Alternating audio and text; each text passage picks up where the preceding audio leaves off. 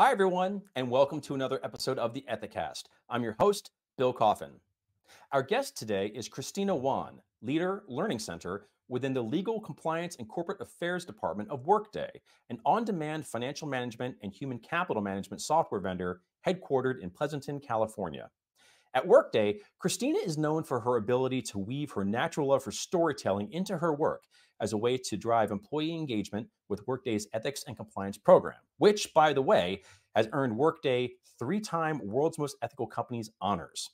We're going to talk with Christina today about the power of storytelling and why it's worth harnessing for ethics and compliance. Christina, thanks for joining us. Hi, Bill. Thanks so much for having me. Really excited to be here. One of the most interesting things about ethics and compliance is how everybody in this field has a really interesting backstory. So, can you share with us a quick overview of your professional journey so far?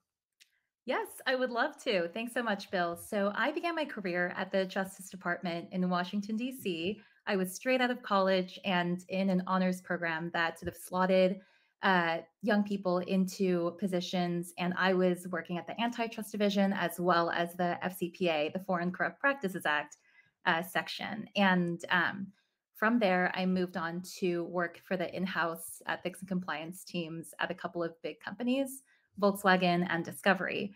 And so, with all of that experience, I kind of got both sides of the table, right? The regulatory side and then the in house side. And all of that brought me to Workday 4 years ago, where I've been ever since then, originally in an ethics and compliance role. And now I'm in sort of a broader learning role that serves my department, legal compliance and corporate affairs. And anyone you know, or anyone I know at Workday will tell you, I love my job. I really see it as the conduit between sort of topics that can be more like dry or complex or hard to understand. And it's my job to make it more engaging and interesting and maybe even fun for employees. You describe yourself as a storyteller. And that's a term that gets used an awful lot today because it's such an important skill and it means different things to different people. So when you say you are a storyteller, what does that mean to you? And more importantly, why does storytelling matter so much in the ethics and compliance space? Yeah, that's such a great question, Bill. I love that. I would say so for I would say if like for anyone who knows me, there's nothing I love more than a great story. I'm a huge reader, as you know. I love asking people about their personal life journeys. Bill, you've been on the other end of that recently. Mhm. And I think most importantly, I love creating my own stories and taking a message and taking an audience and crafting the perfect way to connect the two together. Um, I think, a compelling narrative can just be so powerful. You can educate, you can build relationships, you can, influence outcomes, you can make people feel good. And all of those can be very useful in the ethics and compliance world, which at the end of the day, it's taking the key components of the ethics and compliance messaging and bringing it to employees in a way that can be more engaging, more interesting, and kind of creating a story around that topic. So, how do you incorporate storytelling into what you do at Workday? And on the flip side of that question, why is the Workday employee community such a good audience for the kind of storytelling you like to bring to bear? Yeah, Bill, I would say there's actually two audiences that I've been thinking of during my time at Workday. So the first audience is definitely our employee population. We have 18,000 employees all around the world in all different regions and cultures and backgrounds and work roles. And I think the big takeaway that I want all employees to have is that our integrity core value is really what drives our success at the end of the day. Doing the right thing, playing by the rules, being transparent and honest in our products, caring for our employees and our customers, and contributing to our community. I think all of those are pillars of our success and really have been since day one. And then on the other side of that coin is our customer community Mm. and that audience. And I think the message that I would want customers to take away is that Workday is a company that you can trust. You can trust us with your data. You can trust that our systems are developed, ethically and responsibly. You can trust that we operate our business with just the highest levels of integrity. And I think here's where the World's Most Ethical Company Award comes in. We're, as you know, evaluated by a neutral third party, Ethisphere, and evaluated with the most rigorous standards. And we've passed that bar, not once, but time and time again. And I think that's just one of the many ways that we demonstrate to customers that Workday is a company you can trust. You recently wrote a really cool resource called A Beginner's Guide to Code of Conduct Training. I've read it. I really quite enjoyed it. That was a really, really great production.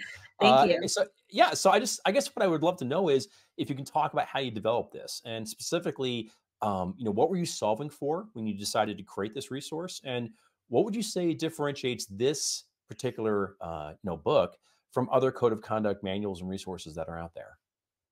It all began a couple of years ago when I had the pleasure of being a part of the Ethisphere and Athena collaboration on learning and training effectiveness. It was a working group with professionals in learning and compliance from various different industries. And it was a great community. And the ultimate goal was to determine how to effectively measure the ROI of any learning initiative. And then from that group that Ethisphere put together, it was really a kind of growing of relationships. So my contact at Ethisphere at the time connected me with various people who were interested in doing code of conduct training at their companies, but didn't quite know where to start, didn't quite know, how to best position themselves for success. And had a lot of the same questions that I had when I was starting off in my career path at Workday and at other companies. And so what I was doing at the time was just getting on Zoom calls and chatting with people for 30 minutes or an hour about these topics. And I think we both sides would walk away with some great knowledge gained. But then I also remember that I was frequently sort of visiting the Bella hub of resources that Ethisphere puts together and Yeah. relying on so much of that content to enable me in my role. So I thought, if I'm being sought out to have these conversations and I'm kind of drawing from the well of Ethisphere resources, it might be time for me to sort of pay it forward and contribute my own content and create a piece that could be helpful to people who are in my shoes at different companies in different industries. And I think the piece is written in a way that's applicable to different sizes of companies, different industries that you operate in, different budgets and sets of resources that you may have available to you. So I think it can be pretty versatile. It was really fun for me to write. I love writing. I find it to be very cathartic and peaceful. No.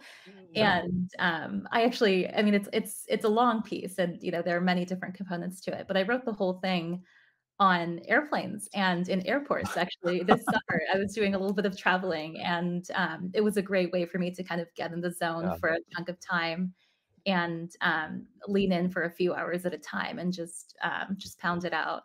And No. I would say that for I think when I started in the industry, I didn't find anything like this, at least not to this level of granularity.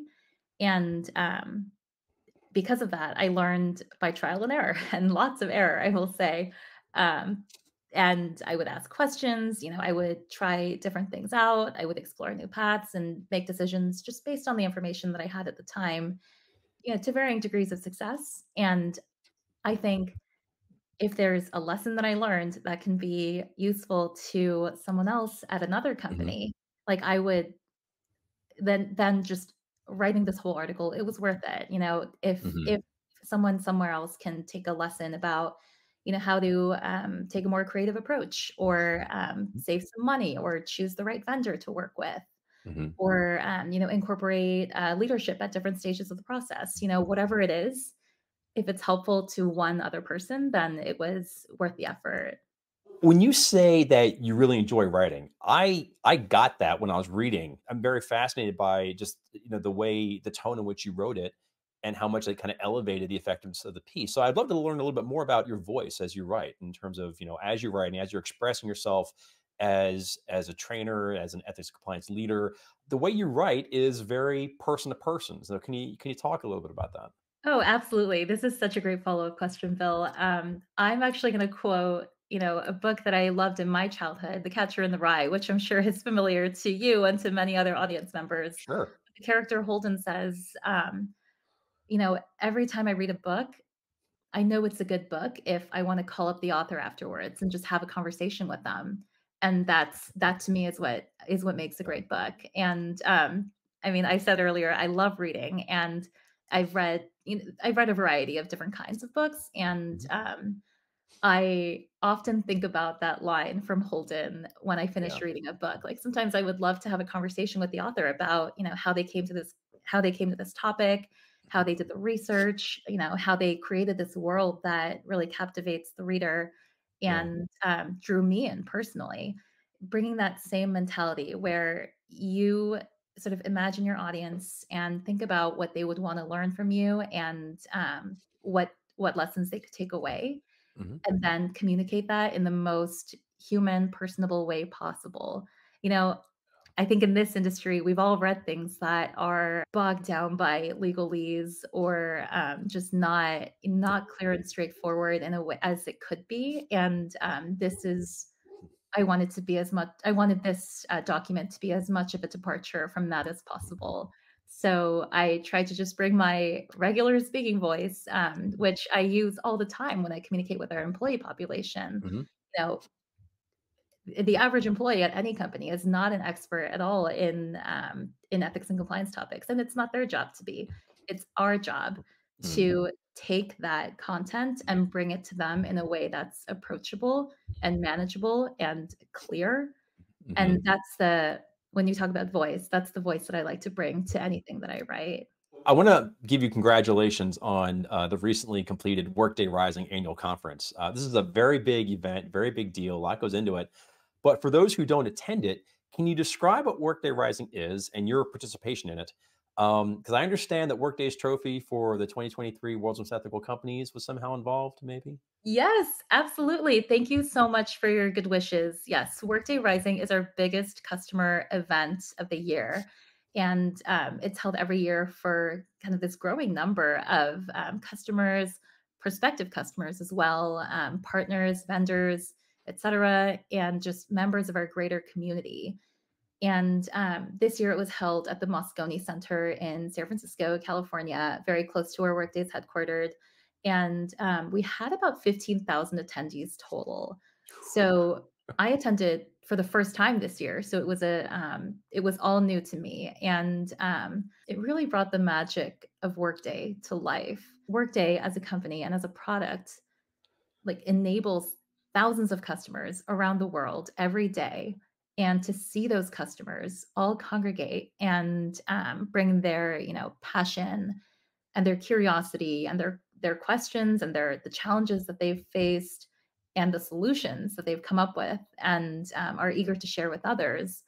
It's a special experience. For the first time this year at Rising, Workday's Chief Integrity and Compliance Officer, Chris Fedro, she and I hosted two events together. And both of those events were geared towards celebrating what we're calling Workday's ethical ecosystem. Because Workday as a company, we don't operate in a vacuum. We're paired up with partners and customers and vendors from all over the world, all of whom we hold to the highest standards of integrity. And I would note more than 50 of those other companies are also fellow honorees of the World's Most Ethical Company Award. And that was the foundation for one of our events, which was a breakfast event celebrating the fellow honorees of the World's Most Ethical Company Award. We invited everyone who was attending Rising, who was from one of the honoree companies for 2023, and we had a great turnout. We had what we called integrity reflection cards as the main activity. Those cards asked every attendee, what does integrity mean to you? What does integrity mean to your company? Yeah. And how does Workday as a company enable you to act with integrity? And we just got, Bill, the most kind of intentional and thoughtful and thorough answers to these questions. And it gave us sort of new insight into how we can do our work Yeah. better so that we can enable our customers to their maximum potential, especially around topics of integrity and compliance. We had a lot of fun. We had our World's Most Ethical Company trophy on display, and we had like a Polaroid photo shoot with the trophy, with the reflection cards. And we also had some great swag that we printed with our World's Most Ethical Company logo. And this year we chose Cotopaxi backpacks. Cotopaxi is an outdoors brand with a focus on sustainability, which goes right in hand with Workday's ESG initiatives. And because no two backpacks are identical, because they're all sort of made from scraps of other Yeah. projects, it was a great way to sort of draw the eye in and have a great visual experience as well at the event. We hosted a second event.